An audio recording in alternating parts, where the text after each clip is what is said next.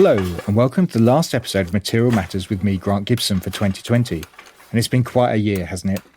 Thank you to everyone who's taken the time and trouble to listen. Your support has been hugely appreciated.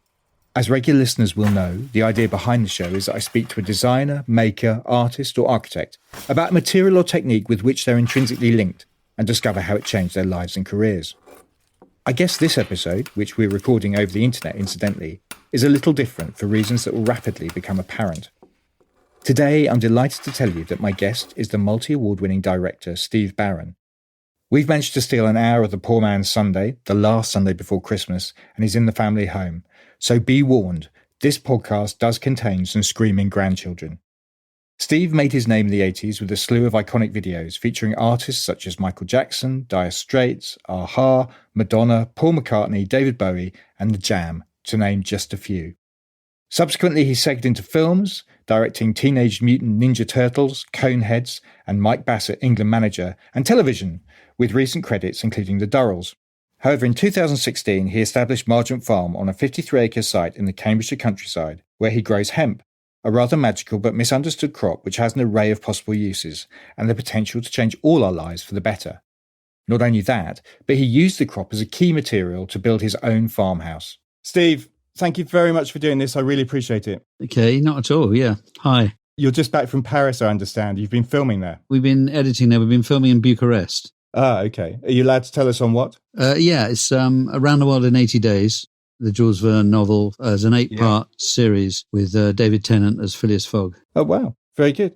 Film and TV has been hugely hit by the virus. This week there were reports of Tom Cruise getting extremely angry on set when he saw members of the crew breaking social distancing restrictions. As a director, has it been incredibly difficult making what you're doing at the moment? It's been very different, yeah. I can see why he lost it. It has been very strange because we've got, these marshals that are all around the set. Any one day we got between 200 and 400 crew. So, the chance of somebody going home, local crew, catching it is pretty high. But we got away with it there was days when I'd turn up on set and they said, look, one of the stunt guys got it. So we've had to isolate the whole stunt crew. So your horse and cart that had to barrel through this street. We're trying to find somebody from the farm to do it, So lots of that sort of thing. Wearing a mask for 10, 11 hours a day is not great. It's really difficult because it's such a communication business. As a director, you're trying to communicate with people and that just stifles it, smothers some of it, definitely. Mm. I'm keen to talk a little bit about your background, but the raison d'etre behind this podcast is hemp. You have Margent Farm in Cambridgeshire where you're growing the crop. How did this all come about, Steve? 4 or 5 years ago, I was just really starting to look for something to try and make a bit more of a difference and to do something that was like filmmaking, creative in some way, but actually could contribute more to rescuing our planet. We'd all seen 4 or 5 years ago, I was looking at all the plastic things, even before David Attenborough did his amazing show. It just felt like there were problems everywhere, problems in the oceans, problems on land, the soil, problems in the air with the carbon. It just was a tricky thing. Sorry, can you hear that screaming ninja in the background? Well, we're just having you on a Sunday. I think it's perfectly reasonable you have your grandchildren around. Where are you, by the way, at the moment? I'm at the farm. Yeah. Maybe for the listeners, can you describe the farm for us? Yeah, it's 53 acres, 3 big fields. It has fertile soil in certain parts and soil that needs repair in other parts. It's off down a track in the middle of nowhere, no houses around really, which is great. There was no house on the farm, and that was why I went looking for a farm that I could try and build a house out of the crop. So that was the brief, and that's what we did. Why hemp in particular, Steve? What drew you to that particular crop? A friend of mine phoned her who is from Canada, and she'd heard a lot about CBD and the benefits of hemp generally, and I didn't know anything about it. We didn't really know anything about it, so we just researched it. The more we researched it, the more we realized it had been so ostracized and demonized and just been taken out of the possibilities of so many different industries. So we thought that was a great one to do. So we started off by showing that the building materials can be great for a house. Should we talk about that? Because there is a common misconception around the plant. It'd be good to put that to bed, I guess, first and foremost. Hemp is not marijuana. If you decide to smoke it, it will not have any effect, right? Yeah. Exactly, yeah. You'd have to smoke the whole field and you'd get very sick before you got high. It's got a tiny percentage of THC, which is the hallucinogenic substance within it. The rest of it is all many different strains of cannabis. it's been divided underneath the term cannabis, which is there's maybe 150 more strains of it. Under that banner, there's marijuana, which will get you high, and hemp, which is more for the industrial materials or for the hemp oil. So those two come under it, and there's far more hemp than there is marijuana available in different strains. So, yeah, that's why it was demonized, because it's the same plant, basically, or it's a different strain of the same plant. Yeah, yeah. That seems to be a difference that appears to be too nuanced for successive governments, though. So you have to apply to the Home Office to get a licence to grow the plant. Yeah, you have to apply to the section that deals with firearms and get a licence from them, which is absolutely crazy because they know nothing about farming. And it's such a great benefit for farmers as a crop. So we're trying to get it moved to DEFRA so that it can be policed by DEFRA. You know, fine, if they want to do it, you still get a license, but get it from a farming guild that then will understand what you're trying to do. It's just very archaic to still classify it as a drug. To classify marijuana as a class, whatever it is, drug they've still got it in, is already not a great idea. And then to lump hemp, which has none of the properties that are the problem, is an even more ridiculous idea. Yeah, because it's actually hemp cultivation was banned in 1971 under the Misuse of Drugs Act. That was overturned in 93, and obviously you still have to apply to the Home Office to get a licence. Can we talk about the benefits of hemp and what you can do with the plant, first and foremost? The benefits are there's many different types of it. So if you go for a fibre crop, which means that one that has lots of fibre, it would be the one that they would use it for rope in the old days. It's tall, it's long, it's got strong fibres around the side of it, bast fibres around the outside of the stem. Those are, and they've been used for clothing, for all kinds of things for thousands of years.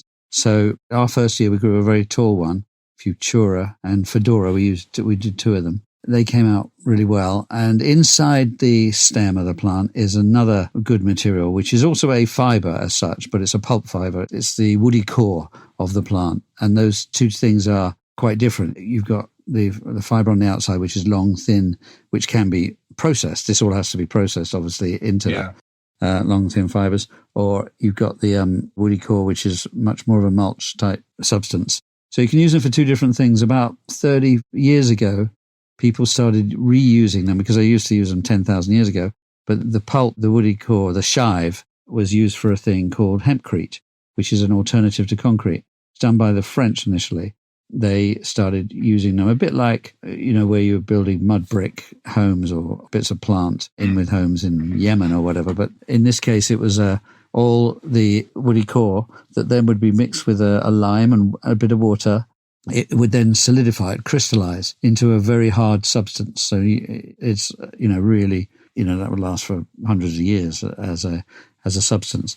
So it is also, because you have lots of fibers, you have good gaps. It's great for insulation. So you can use it for a wall. And I'm in it right now. I'm just looking at the wall here, which is all the hemp. It's almost like a recording studio. It's so quiet and so good. We got an amazing results from, you get tested when we built this new house and we got tested by the various factions who do that. And the results were amazing with the lack of draft. And so the eco value of it is fantastic. And that's been around for quite a while. There's probably 10,000 homes, I would say, around the world that have been built out of hemp that way. What we then wanted to do was try something new. And I, at the same time, had met with Tim Sweatman, who's a natural materials expert and had used hemp and flax and things many times. And he was introduced to me by Cambridge University, who I'd approached to talk about this project. He told me about how you can cut up the fibres, the first one, not the shive, cut up the fibres and put them into a non-woven mat so that you're not weaving them crisscross, you're multi-directional, so it's like a felt. Then what he had done was he'd added a farm waste, a bio-waste made up of oat hulls and corn cob and sugar bagasse, all kinds of waste from farms, that then made a resin that then you'd soak the felt in and thermal compress it at about 160 degrees. And pretty quickly you'd get from a soft felt material, you'd get this super hard material for whatever you want to use it for. And the car industry rediscovered it like 15 years ago and thought, wow, that's... Yes, it's being used in car interiors, right? Yeah, it's used in the panels for doors and and trunks and things. So you don't really see it, but it's a very strong material and it's cheap. So they've been using it. So what I decided to do was get a tool made to do a corrugated panel and try it for the outside of the house, try it as a rain screen for the outside of the house, because we already had the wall that was the inside of the plant, the hempcrete. Now we just were going to clad it with this corrugated material, which is the outside of the plant, the fibre. You're kind of putting the plant back together in a way. You've got a fibre on the outside and shive on the inside. So we did it, and that had not been done before, and it's been up there for 2 years.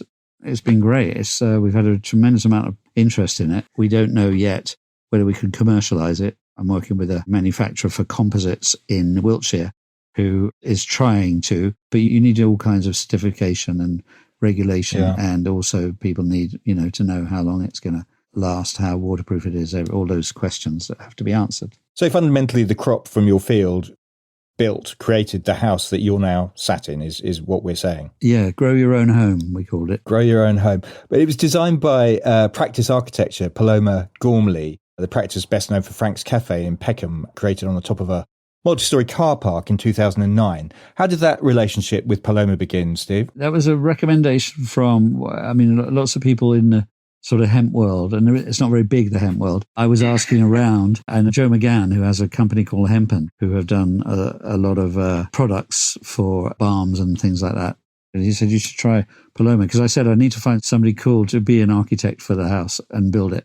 I was in two minds whether to do it prefab and completely go to a prefab company with a new material and have them do it, or start again. And when I met with Paloma, she's brilliant. And she had done a hemp house before she'd used hempcrete before, never done the cladding that was new. We had a barn, which was a cattle barn on the farm, no houses, and a brick barn that was for storage. And so she incorporated that footprint. We got permission, obviously, incorporated that footprint into the house and the barn, which we're now living in. The crop you're growing, that crop can only be used to create hempcrete, or can you use other bits of the plant for other things? How does that work? We can change the strain of hemp we use. Under our license, we can use pretty much any strain as long as it's not marijuana. They do have to be EU approved, but there are about 30 of them. It would be great to have many more, and maybe let's see what happens with Brexit, but, maybe the one advantage, as far as I can see out of it, could be that we don't have to follow these antiquated regulations if anybody's smart enough in the government to update them in the right way. Yeah. She gave me a few drawings and they were really, really great, and we put it together. So, yes, we don't have to grow the same strain. So like last year, for instance, and the year before, we grew a different strain, which is smaller, which you're not really growing it for the fibre, because it's about a third of the size. You're growing it because it has these big bushes on it, which are the hemp seed. And so you take the seed off the top and you crush it and you have hemp oil, which is delicious and great. It's in Waitrose and that sort of thing. And you can use it for balms and oils, or you could use it on your salad. You can also turn it into flour, I think I'm right in saying, and bake bread with it, right? Yes, I haven't tried it, but yeah, I'd heard that, yeah. We grew that the last 2 years and got quite a lot of a better economic value out of it, because selling hempcrete isn't really a business unless you do it on a vast scale. But you can't harvest the plant's flower, I'm right in saying, for CBD in this country. What we have to do is, when we've gone in either and got our fibre or got our seeds, we have to then destroy the leaves and the flowers of the plant, because that's where you can extract CBD from them. We're in this crazy situation where we are, as a farm, allowed to import the CBD and put it into our products, our balms or whatever, but we have to destroy our own. This complete madness. Yeah. It's partly because the pharmaceuticals have kind of gone in on the action, and the small farmers have been left behind again. CBD is a cannabinoid, but it's increasingly popular as a substance to help relieve stress, right? Yeah, it does a whole bunch of different things. It's got more and more popular very quickly, even though the regulations were floundering behind it. It very quickly grew to a $50 million business in Europe for people wanting to buy it, even though nobody could say exactly what tests and studies have revealed what it done. They just trusted it. They gave it to their mums. Mums felt better on it. It's been a great word of mouth success story. And would this fundamentally change your business, the farm, if you're allowed to harvest this, Steve? Financially, it would. I mean, not so much now. 2 years ago, it was £100,000 worth we threw away. That's the profit. It's very hard in farming to make a real profit out of smallish 50-acre farms. And that would have been a real profit with a great tax charge on it, which would have been, great for the government to get from farmers. It's just been something that it's crazy. We don't know what to do. We've tried lobbying, and it's fallen on deaf ears. There's lots of other things going on. Can we talk a little bit about, as a farmer, the crop itself and the benefits it brings to the soil? Because it sounds extraordinary. You can decontaminate the earth with it. You don't need to use pesticides. It's an incredibly versatile sounding crop. Ecologically, it's great because it grows so tall, and if you're going for fibre, it grows so tall and so dense that per acre, what you're taking up on your land and what you're reaping off the biomass is fantastic. It's great for that. It will help. The roots are really strong and long and go deep. So it will help with compaction of soil, which is a problem we have. We obviously haven't watered it. I mean, we did have a drought one year that meant that it couldn't grow because we didn't have the water to put it on. But we don't know, that was like a freak 1 in 20 chance, really. But it will use about a quarter of the amount of water that cotton uses, which is why Levi's have gone back into it. They used to use it back 150 years ago. Well, that's right. The first pair of jeans that Levi's ever made were from hemp, right? Yeah, they were hemp because it's canvas. The word canvas is from the Greek for cannabis. All the canvas wagons that went west that we see in all the cowboy films, they would take people out from the East Coast, having sailed from all over the world, take them out to the West Coast. And then they wouldn't have a lot of use for them, or a lot of them would be stripped down. And so they started stripping down the canvas that's made of hemp and turning it into clothing. It was also used for paper. The American Declaration of Independence is allegedly written on hemp paper, which is kind of intriguing. Dollar bills as well. Yeah. So, Steve, I'm intrigued. You were working in films and television, and becoming a farmer, I guess, is a paradigm shift, really. Did you have a moment of clarity where you decided this is what I need to do? Yeah, I did. I felt that I'm happy doing television, and we did a series of Durrells, and it was hugely successful. And I just felt that in that moment, I had more to do for my grandchildren, who are just in the other room, actually. And, what could I leave behind that has more meaning and more impact towards showing or helping people discover ways to make it all better? When we found hemp, it just became, that's the way to do it. And I bought this plot of land, and it was in a terrible state with weeds and all that stuff, but we didn't know if the hemp was going to grow. We didn't know if the new cladding was going to work around the house. We didn't know. There were so many unknowns. But it was like a big adventure, a big research adventure that I didn't know was going to work. But you go on, like in movie business as well, you go on your hunches. You go what you sort of know a little bit about, but your hunch of how it should stage or how it should look or how it should feel.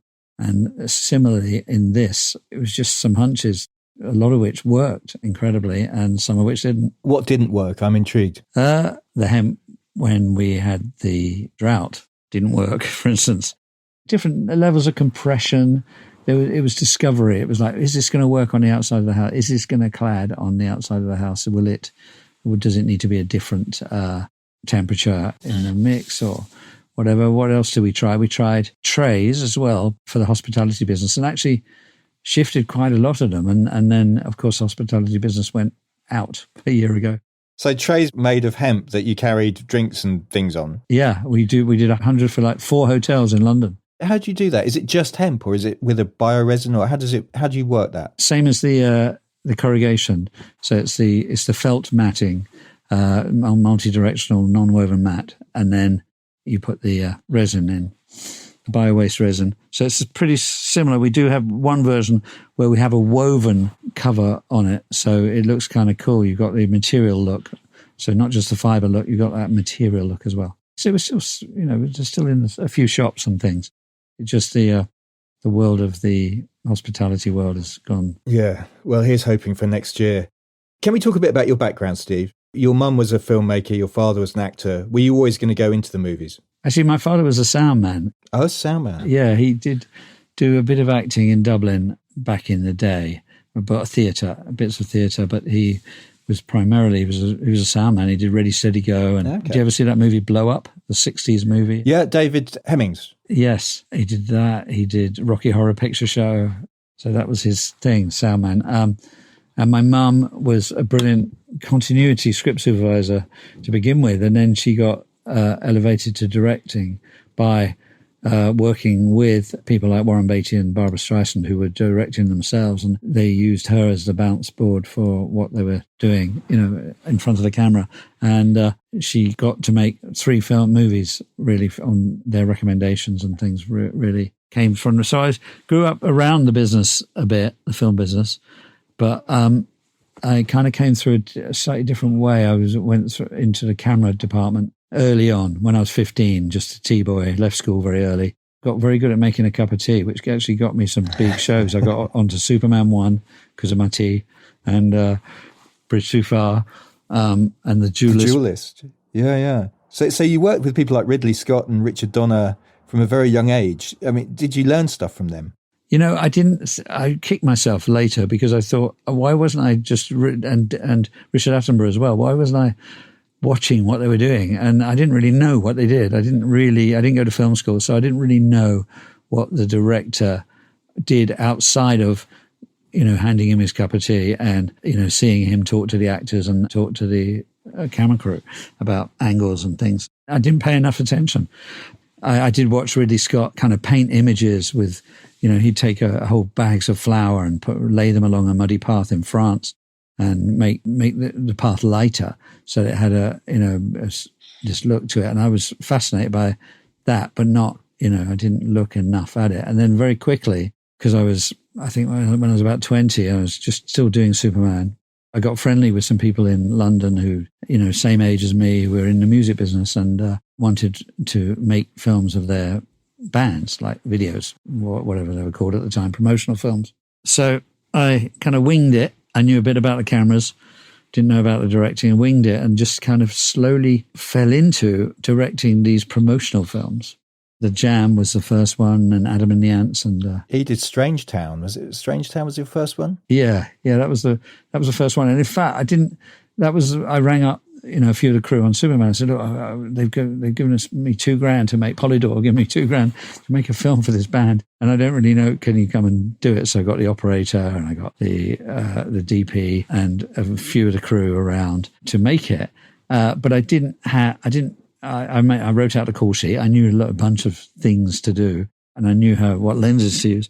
There wasn't a director. I just didn't know what to do with the director. I put myself as producer and then stood on the set and started directing. And, because there wasn't one. So I just kind of, it was really chance. And so later on, I just went down as a director and, learned the craft through a bunch of videos, really. Proper trailblazing stuff, wasn't it? Because there was presumably no handbook for how to direct a music video at that time. No. And there weren't many of you doing it either, I don't suppose. No, there wasn't. And it felt like, I think in the 60s with the Beatles and things, there was quite a lot of them done. But then by the 80s, it was like, no, you need something for Holland to show the Nolans singing. And so, someone would shoot the Nolans and give them a piece of film, and Holland and Germany would play it, but it wouldn't play on Top of the Pops or anything like that.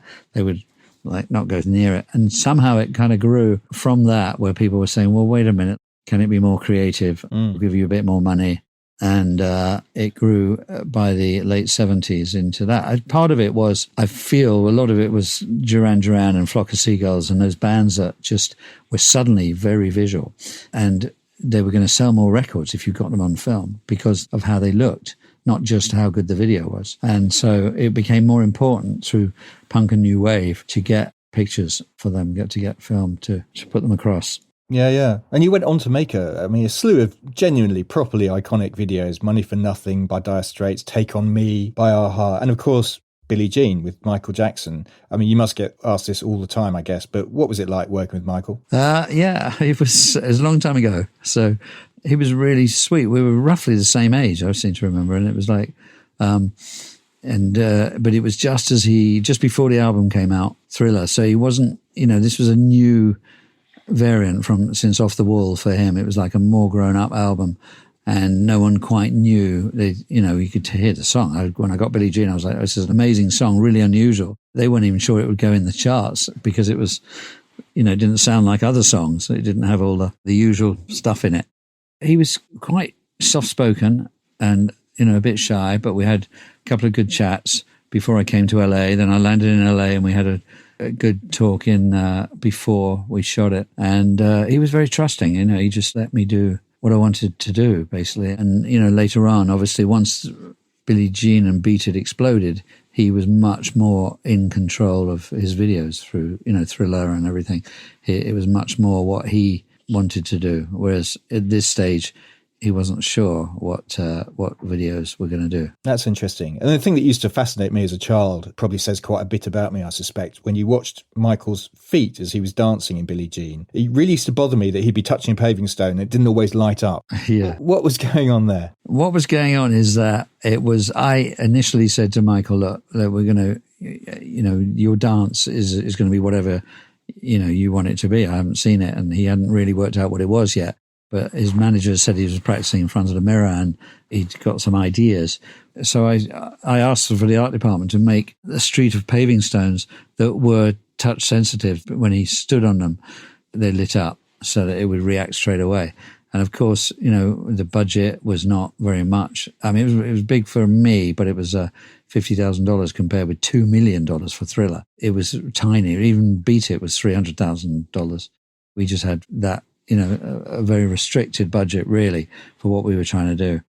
And so that, on the day or the day before, the production designer came to me and said, we've tried it, we can't afford it. We're going to have someone with the switches, put them on. So there was an electrician who was, reading the paper and had a bacon sandwich who had to do the switches. He's not a musician or anything because there was very unionized as well who was allowed to touch the switches. So he stood around and tried to keep up with Michael Jackson, who's so fast. And it was difficult. And, it was, I know Steve Martin did a skit on Saturday Night Live where he kept standing on the stone waiting for it to light up. And, which was really funny. But we didn't do it. And what was amazing about Michael was he was thinking all the time. And so, he saw this situation that there was this, this would light up and that was working and that kind of didn't and everything. And he turned some of his choreography into this trepidation of like whether was going to land or not. And I thought that was brilliant because it just made it, make more sense in a way. You've talked about your camera steamed up while he was dancing. Yeah, totally. I used to operate quite a lot because I came from the camera department side. I found it more comfortable that I could really look through the lens and know exactly what we're getting and how we're getting it. So I was doing a bit of, I said I was going to track back with him handheld along the paving stones. And I said, do you want to rehearse it a few times? Normally we'd rehearse it. And he said, no, let's just do it. And so we did it. And I walked back and the music started and it boomed all around the studio. And the chorus came in and he started moving forward with his dance. And the first time we'd seen it, anyone had seen it at the time, it was like a whole new Michael Jackson. And it was stunning. And through the lens, my eyepiece steamed up. I got so hot watching this, thinking, what on earth, how I'm, being, a meter away from somebody who was going to become even more of an iconic genius. It was so obvious right there that this was extraordinary.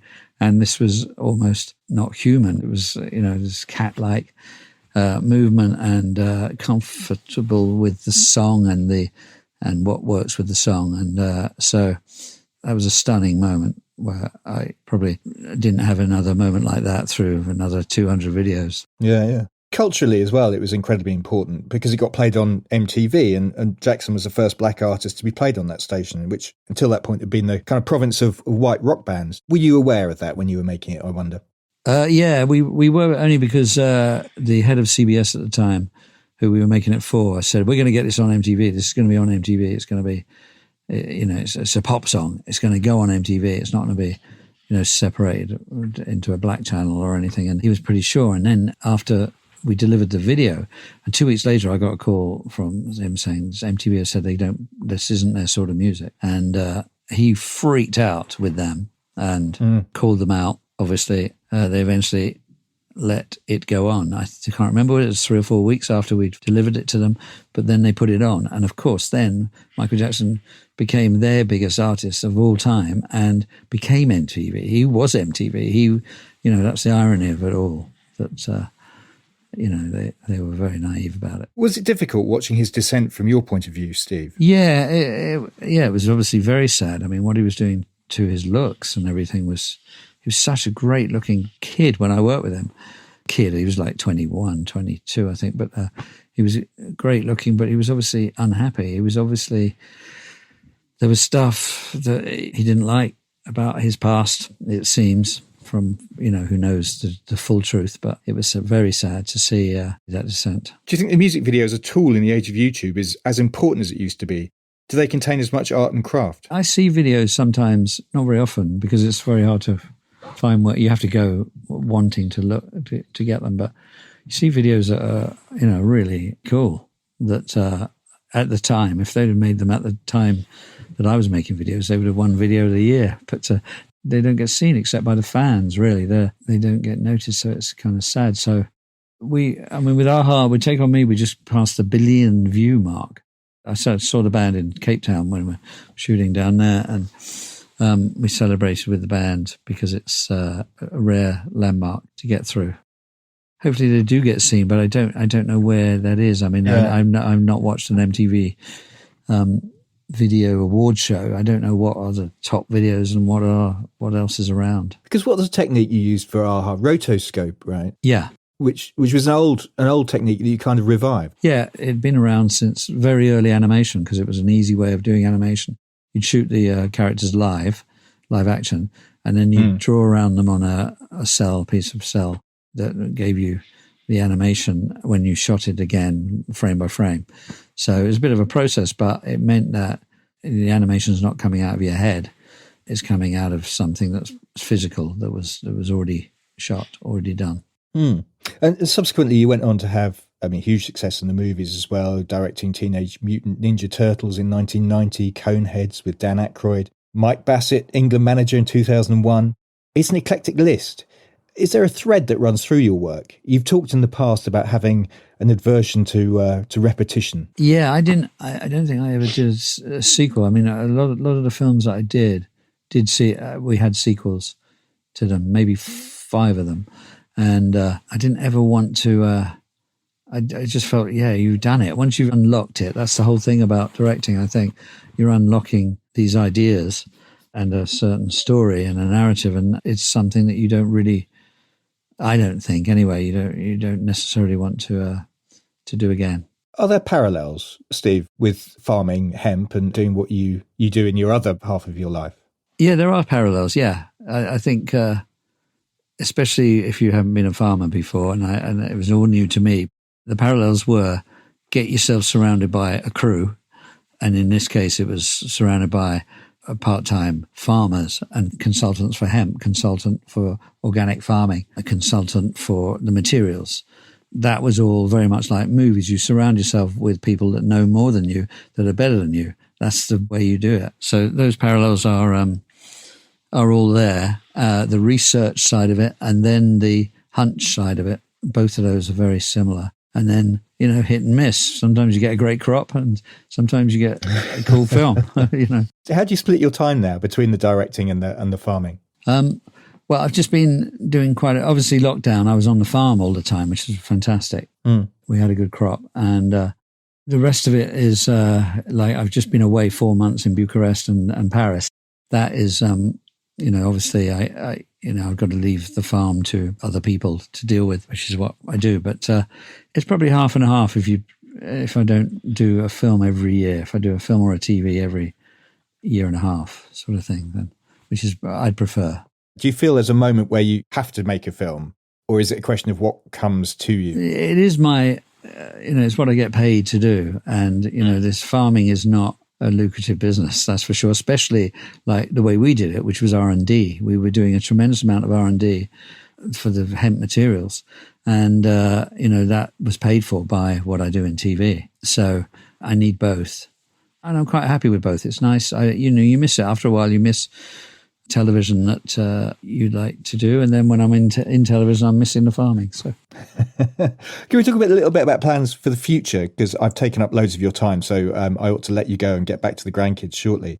Can we talk about the future of hemp in general first? I mean, what is the potential of the material and how should we be using it? I mean, the potential is very high, and, we should be growing more of it and using it for materials. I think the building industry, it's very hard to break through into construction and that world, because they use things that are made chemically, like concrete or whatever, that come out the same every time. You don't, whereas natural fibers have their own character because they're real. And so I think it's hard to break through, but we've just got to keep pushing it. I think it's definitely growing, and I think it could be an answer to a lot of our problems ecologically. And we just need to press on it and lead by example, I suppose. That's what we did with the house. We built the house. People love it. Architects Journal now, and all the magazines that suddenly wanted to have the pictures of it in their house. And we've had tons of architects call and say, what's this stuff? What is it? So we've opened a lot of people's eyes to it, and that's by example. It wouldn't have happened, I don't think, if we'd have just talked about it. So I was at a conference recently run by the Barron in Aberdeenshire entitled Hemp Futures. What seemed to me by the end of this was that there are farmers who want to grow the crop, and there are designers and architects who are keen to create things from it. But the middle bit, the processing of the plant, seems to be an issue. Is that something you agree with? Yeah, totally. The processing, like manufacturing in the UK generally, we haven't got the processing in this country. There's a place in Leicester that can do a bit. There's 2 places in Yorkshire that can do a bit, but they're not set up on the scale that they have in France, for instance, or Poland or Mexico. Or they've got big factories that process hemp, and processing of hemp is a proper process. And financially, you need scale, and technically, you need the right people moving into it. We've got to build some facilities, and that's what they're doing in America. They're in Tennessee, for instance. They've got money from the government to build a processor that feeds about 20 farms, because it's close enough. You've not got long haul and trucks. If you know that all these farms are going to do it, then the processing will come. It's the problem at the moment. It's definitely the problem. What about the plans for the farm, Steve? Where do you see the farm going? I mean, is the crop you're building, is that going to be aimed primarily at the construction industry? Is that where you see the future for the stuff you grow? I think it's too complicated a world to crack, really. What we do is we get it to a stage and then we collaborate. So we're collaborating with the place in Wiltshire, C-Sense, who are giving us, more expertise. They've got a scientist, they've got all these people. They can take the product into something that means that it can work on a bigger scale. Plans for the farm are really to have a brand, which is what we've got now. We've got a brand, which is Margent Farm, which is the name of the farm. And I think this is good for farmers generally, that if you can make a brand and sell some products under that brand and have that brand trusted, that's what we want, is a brand that gets known and trusted to deliver, to do things for the right reasons. We've just gone into, there's a shop in London called Goodhood that are selling our products, and there's about 3 or 4 other places that are selling pieces and trays and things. So the plan is to grow that, to make that all happen, make it all sustainable and accessible. Is the notion that one day your grandkids will one day take the farm on? Yeah, well, they're here. They're living here. When lockdown happened, they were in Kenya. And so they moved from Kenya with my daughter and her fella and the 2 grandkids. And they were coming back because they were suddenly realized that they were going to be stuck out there, having been there for 5 years. So I just moved them into the farm. It was perfect. It was like absolute perfect timing, because it's lovely for them to have a place, and they love it. And they've all been really helpful with the farm, so they already are kind of heavily involved in it. Very good. Very good. Steve, that's a lovely place to leave it. Thank you so much for your time on a Sunday. Hugely appreciate it. Okay, not at all. Thanks very much. Sorry I couldn't get the technical stuff. Yeah, that's fine. That's fine. And Merry Christmas and all that. And to discover more about Steve and Margent Farm, go to margentfarm.com. There are images from the interviews, as well as little films and other things on my Instagram page, Grant on Design. And I have a website. You can find all the podcasts I've done, sign up to my newsletter, and lots of other stuff at grantondesign.com. If you've enjoyed listening and want to see this podcast flourish, then please rate and review on Apple Podcasts or wherever you listen to this from. And if you feel so inclined, you can go to my Patreon page and make a pledge at patreon.com/material matters. You'll be helping to take the message of the importance of materials, skill, craft and design to a whole new audience. So that's it. Another year over. Thanks so much for listening, everyone. I hope the show has provided some succour in what has been the most difficult of years. Have as merry a Christmas as is feasibly possible, and let's all hope for a happier, healthier new year. We'll be back in 2021, and until then, please stay safe and well.